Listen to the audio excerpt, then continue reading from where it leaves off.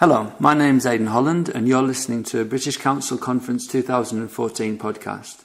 Today I'm with Yvonne Moore, who's the Primary Coordinator in the British Council Centre in Somerset West, and she's going to tell us a little bit more about the talk that she's going to give in September. Hi Yvonne. Hello. And what's the name of the talk? What's the title of the talk that you're going to be giving in September? Title is It's Not All Fun, or Is It? Ah, interesting. Could you tell us a little bit more about that? Well, I think it boils down really to the idea that teachers have the idea that they think that learning can't be fun, okay? And in this session I'm going to focus on how the idea that actually young learners do learn through having fun. So the language they're going to pick up is through games or having fun. And I suppose, will this focus on all of the skill areas? Or definitely. I mean, yeah, you're going to focus on their listening skills, their receptive skills, exactly. And yeah. And I suppose a big part of the session is showing how teachers can adapt the content of the book. Mm-hmm. Can you give us some examples of how they can do this? Yeah, first I think looking at the course book, so the information or the topic of a unit could be sport, for example, likes and dislikes of sport, but actually using the course book to pull out a structure. So I don't like, I like doing something, I don't like doing something. So even to the point of just pointing to an activity on a page, secretly hiding it from the class and demonstrating.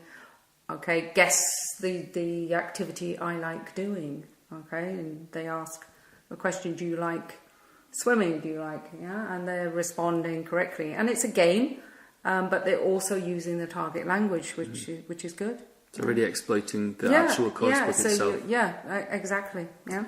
And any other ways of exploiting the course book? I mean, of course, the course books come with flashcards, and you can use the flashcards, of course, so where you can put those flashcards around the room, or you can do something where you're doing a game, hopscotch, for example, game, let's say, where you're putting the cards on the floor in the form of a hopscotch game, and where the students, and we've got two students, so you divide them into teams, so it's a team game, and they're responding correctly to, first of all, an instruction. So, for example, the teacher will say, I like swimming, so they jump to the correct flashcard and then repeat that sentence. So they're practicing. So it's working also, you said, on the language, but it's also working on their pronunciation skills, which is also important. Through a very kinesthetic activity. Yeah, so they're moving, so they're enjoying that. And what's more, you can actually